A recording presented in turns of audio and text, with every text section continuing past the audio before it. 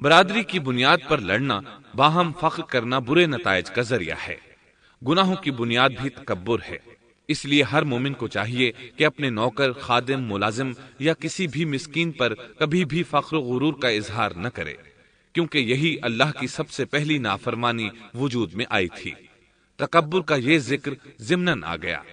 ہم پھر اپنے موضوع کی طرف لوٹتے ہیں۔ اللہ نے آدم علیہ السلام کو پیدا کیا اور انہیں عالم بنا کر ہی تخلیق کیا، یعنی جب وہ پیدا ہوئے تو جاہل نہیں تھے۔ اللہ نے آدم علیہ السلام کو فرشتوں سے بھی بڑا عالم بنا کر پیدا فرمایا۔ بے شمار احادیث میں آدم علیہ السلام کی ابتدا اور ان کے علم کا ذکر موجود ہے۔ جب اللہ نے آدم میں مکمل روح ڈال دی اور وہ اپنے پاؤں پر کھڑے ہو گئے تو اللہ نے انہیں حکم دیا، جاؤ فرشتوں کی جماعت کو السلام علیکم کہو۔ آدم اور فرشتوں کی زبان عربی تھی، یہی زبان اہل جنت کی ہے۔ آدم گئے، جا کر سلام کہا، انہوں نے جواب میں کہا وعلیکم السلام ورحمت اللہ، یعنی تجھ پر اللہ کی سلامتی اور رحمت ہو۔ اللہ نے فرمایا یہ تیرا اور تیری اولاد کا آپس میں ایک دوسرے کو تحفہ اور ہدیہ ہے۔ اللہ نے آدم علیہ السلام کو ابتدا ہی میں تمام نام سکھا دیے۔ مفسرین نے ان ناموں کے بارے میں بہت بحثیں ذکر کی ہیں۔ مضبوط موقف سیدنا عبداللہ بن عباس رضی اللہ عنہما کا ہے کہ اللہ نے آدم علیہ السلام کو ہر چیز کا نام سکھا دیا تھا۔ مثلاً یہ پہاڑ ہے، یہ سمندر ہے، یہ پرندہ ہے، یہ درخت ہے وغیرہ۔ وہ آسمان اور زمین کی ہر چیز کا نام جانتے تھے۔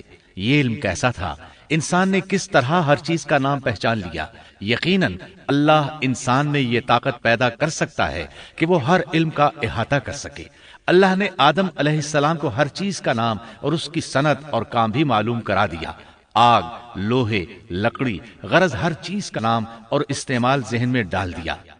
وہ کس قدر عظیم علم سے بہرہ ہوئے، سبحان اللہ۔ بہرحال اللہ نے آدم علیہ السلام کو صرف شکل و صورت اور تخلیق ہی میں بلند مرتبہ عطا نہیں کیا تھا، بلکہ عقل و علم کے لحاظ سے بھی بلند درجے اور مقام پر فائز کیا تھا، جیسا کہ اللہ تعالیٰ فرماتے ہیں وَعَلَّمَ آدَمَ الْأَسْمَاءَ كُلَّهَا ثُمَّ عَرَضَهُمْ عَلَى الْمَلَائِكَةِ۔ اللہ نے آدم علیہ السلام کو ہر چیز کا نام سکھا دیا، پھر ان چیزوں کو فرشتوں پر پیش کیا اور فرمایا انبئونی بأسماء هؤلاء إن كنتم صادقین۔ مجھے ان چیزوں کے نام بتاؤ اگر تم سچے ہو۔ مطلب یہ کہ تم اپنے دعوے میں کہاں تک سچے ہو؟ جب آدم کی تخلیق ہوئی تو تم نے کہا تھا اللہ جو چاہے پیدا کر لے، قسم ہے وہ ہم سے زیادہ معزز اور عالم نہیں ہوگا۔ اس دعوے میں اگر تم سچے ہو تو ذرا ان اشیاء کے نام تو بتاؤ۔ اللہ تعالیٰ نے آدم علیہ السلام کا زیادہ معزز ہونا، مکرم ہونا اور علم و معرفت والا ہونا واضح کرنے کے لیے فرشتوں کو حکم دیا کہ آدم علیہ السلام کو سجدہ کریں۔ یہ سجدہ تعظیمی تھا، عبادت والا سجدہ نہیں تھا۔ سجدہ تعظیمی پہلے وقتوں میں جائز تھا، لیکن اب حرام ہے۔ اسی لیے تو یعقوب علیہ السلام، ان کی بیوی اور 11 بیٹوں نے یوسف علیہ السلام کو سجدہ کیا تھا۔ بہرحال فرشتوں نے آدم علیہ السلام کو سجدہ کیا۔ اس سے معلوم ہو جاتا ہے کہ کون زیادہ عزت اور عظمت والا ہے۔ یقیناً آدم علیہ السلام زیادہ شرف اور منزلت کے حقدار ٹھہرے۔ جب اللہ تعالیٰ نے ان کی عزت، تکریم اور تعظیم ثابت فرما دی، تب علم و معرفت میں ان کی برتری ثابت کرنے کے لیے فرمایا اگر تم اپنے قول میں سچے ہو تو ان چیزوں کے نام بتاؤ۔ تب فرشتوں نے کہا قالوا سبحانك لا علم لنا إلا ما علمتنا إنك أنت العليم الحكيم۔ قال يا آدم أنبئهم بأسمائهم فلما أنبأهم بأسمائهم عليهم قال ألم أقل لكم إني أعلم غيب السماوات والأرض وأعلم ما تبدون وما كنتم تكتمون۔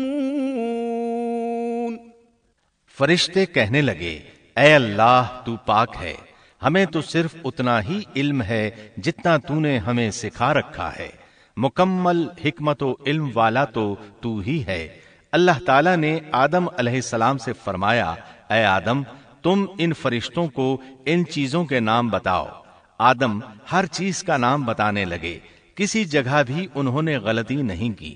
جب انہوں نے فرشتوں کو تمام چیزوں کے نام بتا دیے تو اللہ تعالیٰ نے فرشتوں کو مخاطب کر کے کہا کیا میں نے تمہیں پہلے ہی نہیں کہہ دیا تھا کہ زمین اور آسمان کا غیب میں ہی جانتا ہوں، اور میرے علم میں ہے جو تم ظاہر کر رہے ہو اور جو چھپا رہے ہو۔ یہاں ذہن میں سوال ابھرتا ہے کہ فرشتے کیا چھپا رہے تھے؟ وہ راز والی بات یہی تھی کہ اللہ ہم سے زیادہ معزز اور عالم مخلوق پیدا نہیں کرے گا۔ واضح رہے ہم آپ کو صرف واقعات ہی نہیں سنا رہے، صرف سیرت اور تاریخ ہی بیان نہیں کر رہے، بلکہ قرآن بھی پڑھ پڑھ کر سنا رہے ہیں، اور قرآن کو اس وقت تک سمجھنا محال ہے جب تک کہ ان واقعات کی تفصیل موجود نہ ہو۔ خیر، اس کے بعد اللہ تعالیٰ نے اما حوا کو پیدا فرمایا۔ انہیں آدم علیہ السلام کے فوراً بعد پیدا نہیں فرمایا، بلکہ آدم علیہ السلام نے کافی عرصہ جنت میں تنہا بسر کیا، اور حدیث میں ہے کہ وہ وحشت محسوس کرتے تھے، تنہائی کو شدت سے محسوس کرنے لگے تھے۔ آخر کار ایک روز جب وہ سو رہے تھے تو اللہ تعالیٰ نے ان کی بائیں پسلی سے اما حوا علیہ السلام کو پیدا فرمایا اور آدم علیہ السلام کا ہم سفر بنا دیا۔ اللہ فرماتے ہیں يا أيها الناس اتقوا ربكم الذي خلقكم من نفس واحدة وخلق منها زوجها۔ اے لوگو اپنے اس پروردگار سے ڈر جاؤ جس نے تم سب کو ایک ہی جان سے پیدا کر ڈالا، اور اس جان یعنی آدم علیہ السلام سے ان کی بیوی کو پیدا کیا۔ آدم علیہ السلام کے وجود ہی سے حوا کا وجود بنایا گیا، وہ کوئی الگ مخلوق نہیں تھی۔ جب آدم علیہ السلام بیدار ہوئے تو انہوں نے اپنے قریب ایک عورت کو بیٹھے دیکھا، پوچھنے لگے تم کون ہو؟ حوا علیہ السلام نے کہا عورت۔ آدم علیہ السلام نے پھر پوچھا تجھے کس لیے پیدا کیا گیا ہے؟ وہ بولیں آپ کے لیے، تاکہ آپ مجھ سے سکون اور انس حاصل کریں۔ جب فرشتوں نے آدم علیہ السلام کو ایک عورت سے باتیں کرتے دیکھا تو کہنے لگے اب ایک اور نئی مخلوق پیدا کی گئی ہے۔ آدم علیہ السلام نے ان مخلوقات کا نام تو بتا دیا تھا جو مشہور و معروف تھیں، ان کا نام پوچھنا چاہیے۔ انہوں نے آدم علیہ السلام سے سوال کیا، انہوں نے فوراً جواب دیا حوا، اس لیے کہ اللہ نے تو آپ کو ہر چیز کا نام سکھا دیا تھا۔ فرشتوں نے کہا ان کا نام حوا کیوں رکھا گیا ہے؟ آدم علیہ السلام نے جواب دیا اس لیے کہ اسے ایک زندہ چیز سے پیدا کیا گیا ہے، حیات کی نسبت سے حوا نام رکھا گیا۔ مسلم شریف میں ہے، سیدنا ابو ہریرہ رضی اللہ عنہ روایت کرتے ہیں کہ رسول اللہ صلی اللہ علیہ وسلم نے فرمایا من كان يؤمن بالله واليوم الآخر فإذا شهد أمرا فليتكلم بخير أو ليسكت واستوصوا بالنساء خيرا فإن المرأة خلقت من ضلع وإن أعوج شيء في الضلع أعلاه إن ذهبت تقيمه كسرته وإن تركته لم يزل أعوج استوصوا بالنساء خيرا۔ جو شخص اللہ اور آخرت کے دن پر ایمان رکھتا ہے جب وہ کسی معاملے کے لیے حاضر ہو تو بھلائی والی بات کرے یا خاموش رہے، اور عورتوں کے بارے میں بھلائی کی وصیت حاصل کر لو، یعنی ان کے ساتھ اچھا سلوک کرو، کیونکہ عورت پسلی سے پیدا کی گئی ہے اور پسلی میں زیادہ ٹیڑھا حصہ اوپر والا حصہ ہوتا ہے۔ اگر تم اس کو سیدھا کرنا چاہو گے تو توڑ ڈالو گے، اور اگر اس کو چھوڑ دو گے تو وہ اسی طرح ہمیشہ ٹیڑھی رہے گی۔ عورتوں کے بارے میں بھلائی کی وصیت حاصل کر لو۔ مطلب یہ کہ اسی حالت میں گزر بسر کرو، عورتوں کے بارے میں بھلائی کی وصیت حاصل کر لو۔ اس حدیث کا مطلب یہ ہے کہ عورتوں پر جبر کر کے زبردستی ان کی طبیعت کو بدلا نہیں جا سکتا، اور عورت ذات کو نہایت نرمی اور پیار سے رکھو۔ ان کی طبیعتوں میں ٹیڑھا پن ہے، وہ کبھی جذبات سے مغلوب ہو جاتی ہے اور عقل کھو بیٹھتی ہے۔ اگر کوئی اسے سیدھا کرنا چاہے تو اس سے لا تعلقی، دوری اور طلاق کی نوبت آ جائے گی۔ اگر اسے چھوڑ دو گے تو ٹیڑھا پن برقرار رہے گا۔ مرد کو بہت حوصلے سے اس صورتحال کو سنبھالنا چاہیے۔ احادیث میں سیدنا ابراہیم علیہ السلام کی زوجہ سیدہ سارہ علیہ السلام کا قصہ موجود ہے۔ وہ حوا علیہ السلام کے بعد کائنات کی سب سے زیادہ خوبصورت عورت تھی۔ احادیث سے یہ اشارہ ملتا ہے کہ حوا علیہ السلام ابتدائے انسانیت سے لے کر قیامت تک پیدا ہونے والی تمام عورتوں میں خوبصورت تھیں۔ اب ابلیس لگا اپنے وسوسے شروع کرنے۔ آدم اور حوا علیہم السلام دونوں اللہ کے حکم سے جنت میں تھے کہ شیطان نے انہیں پھسلانے کی کوشش شروع کر دی۔ اللہ تعالیٰ فرماتے ہیں، وَقُلْنَا يَا آدَمُ اسْكُنْ أَنْتَ وَزَوْجُكَ الْجَنَّةَ وَكُلَا مِنْهَا رَغَدًا حَيْثُ شِئْتُمَا۔ اور ہم نے کہہ دیا، اے آدم، تم اور تمہاری بیوی جنت میں رہو اور جہاں سے چاہو با فراغت کھاؤ۔ جنت بھی کیسی؟ اللہ فرماتے ہیں، وَجَنَّةٍ عَرْضُهَا السَّمَاوَاتُ وَالْأَرْضُ، وہ جنت کہ جس کی چوڑائی ہی آسمانوں اور زمین کے برابر ہے۔ سو اس جنت میں سے جو چاہو سو کھاؤ، کچھ بھی منع نہیں سوائے ایک درخت کے، چنانچہ ارشاد ہوا، وَقُلْنَا يَا آدَمُ اسْكُنْ أَنْتَ وَزَوْجُكَ الْجَنَّةَ وَكُلَا مِنْهَا رَغَدًا حَيْثُ شِئْتُمَا وَلَا تَقْرَبَا هَذِهِ الشَّجَرَةَ فَتَكُونَا مِنَ الظَّالِمِينَ۔